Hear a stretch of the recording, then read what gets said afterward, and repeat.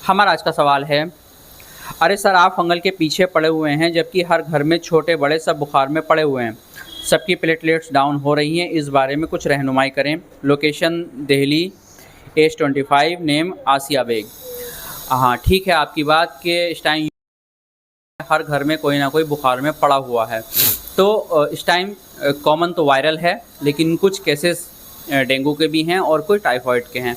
तो इसमें इतना परेशान होने की ज़रूरत नहीं है। अगर आपके घर में से भी किसी को बुखार है, चाहे छोटे को है या बड़े को है, तो पहला काम तो आप ये करें, मेडिसिन तो आप लेंगे ही, लेकिन उन मेडिसिन में कुछ चीज़ों का ध्यान रखना। पहला कि आप सिर्फ पैरासीटामोल के अलावा कुछ ना दें। कॉम्बिफ्लेम, आइबुजेसिक जैसी दवाएं बिल्कुल ना दें। अगर डॉक्टर ने भी दी हैं तो उनको ना दें, सिर्फ पैरासीटामोल, प्लेन क्रोसिन दें, ठीक है, चाहे बच्चे हैं चाहे बड़े हैं। पहली चीज़ तो ये। दूसरा ये कि जब तक आपके टेस्ट रन नहीं हो जाते हैं, टेस्ट कब रन कराएंगे आप? जब बुखार आते हुए 2 दिन से ज़्यादा हो जाते हैं तो तीसरे दिन आप टेस्ट रन करा सकते हैं। उसमें CBC कराएं आप, कंप्लीट ब्लड काउंट हैं। बाकी और भी टेस्ट अगर डॉक्टर जो उनको सिम्टम्स नज़र आ रहे हैं तो उसके अकॉर्डिंग आपके टेस्ट कराएंगे। शुरू में पहले दिन टेस्ट नहीं कराएं, वरना रिपोर्ट्स जो है वो सही नहीं आएंगी। तीसरा काम आप ये करेंगे कि किसी भी तरीके का एंटीबायोटिक ना शुरू करें जब तक कि आपके टेस्ट नहीं आ जाते हैं, टेस्ट की रिपोर्ट नहीं आ जाती है, तब तक किसी तरह का एंटीबायोटिक्स ना लें। तीसरी चीज़, जो भी जिसको भी बुखार है, चाहे वायरल की वजह से है, चाहे डेंगू की वजह से है, चाहे वो टाइफाइड की वजह से है, उनको आप लिक्विड ज़्यादा दें। लिक्विड देने का तरीका ये है कि आप जूसेस ज़्यादा दे सकते हैं, वेजिटेबल सूप ज़्यादा दे सकते हैं, ठीक है, पानी ज़्यादा, और जो भी फ्रूटी हैं, जो भी बच्चे को पसंद है या बड़ों को पसंद है, जो भी है, लिक्विड पर ज़्यादा आ जाएं। सॉलिड डाइट कम कर दें, लिक्विड डाइट ज़्यादा लेनी है, ठीक है।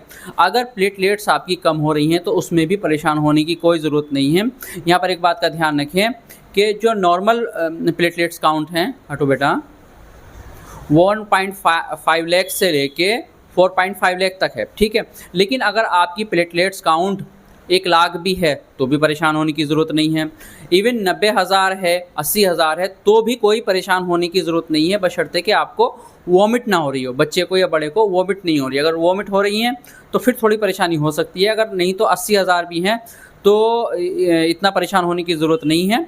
आराम से आप इजीली ओरल मेडिसिन के ज़रिए अपनी प्लेटलेट्स को इम्प्रूव कर सकते हैं। अगर आप बड़े हैं, ठीक है, तो प्लेटलेट्स के लिए जितनी भी मार्केट में दवाएं हैं वो काफ़ी महंगी हैं, लेकिन उनके मुकाबले हिमालय की प्लेटेंजा, मैं पहले भी बता चुका हूँ, वो बहुत सस्ती है। शायद 1-1.5 रुपये की एक टैबलेट पड़ती है, बाकी 30-35 रुपये की एक गोली पड़ती है।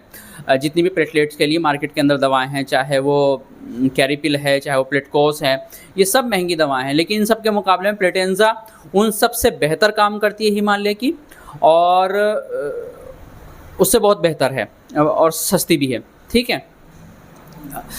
तो प्लेटेंजा लें बड़े हैं तो, और छोटे हैं तो छोटे पे तो बच्चे को डॉक्टर ही रिकमेंड करेंगे। जो मोस्टली जो चलता है वो कैरिपिल चलता है, कैरिपिल सिर्फ मार्केट के अंदर है, वो बच्चों के लिए दिया जाता है, ठीक है।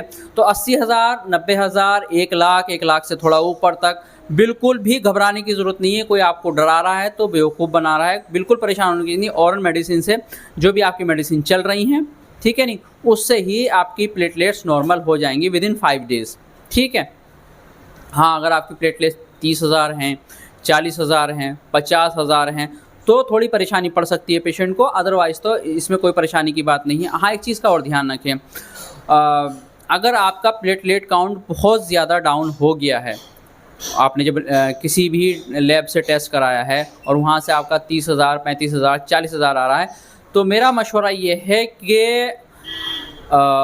एक टेस्ट और कराएं किसी दूसरी लैब में, ठीक है, किसी अननोन रैंडम लैब में एक दूसरा टेस्ट ज़रूर कराएं, क्योंकि यहाँ इंडिया है, ये इंडिया है, यहाँ कुछ भी हो सकता है। यहाँ सेटिंग्स भी होती हैं कि प्लेटलेट्स कम दी जाएं ताकि पेशेंट को एडमिट किया जा सके, ठीक है। तो एक टेस्ट ज़रूर करा लें दूसरा भी, ताकि हकीकत पता लग जाए कि एक्चुअल में प्लेटलेट्स हुआ तो ये था कि थी 80,000, 90,000, और उन्होंने उसको 30 या 35,000 करके और फिर कहा कि आप पेशेंट को एडमिट कर दें, ठीक है। तो ऐसा बहुत होता है, तो इस चीज़ का भी ध्यान रखना है।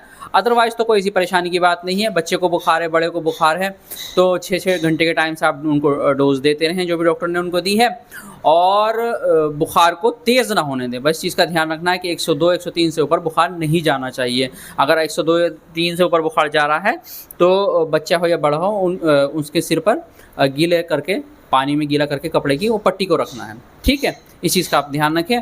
बाकी इसमें कोई परेशानी होगी बात नहीं है, इस मौसम में ये चीज़ें चलती रहती हैं। और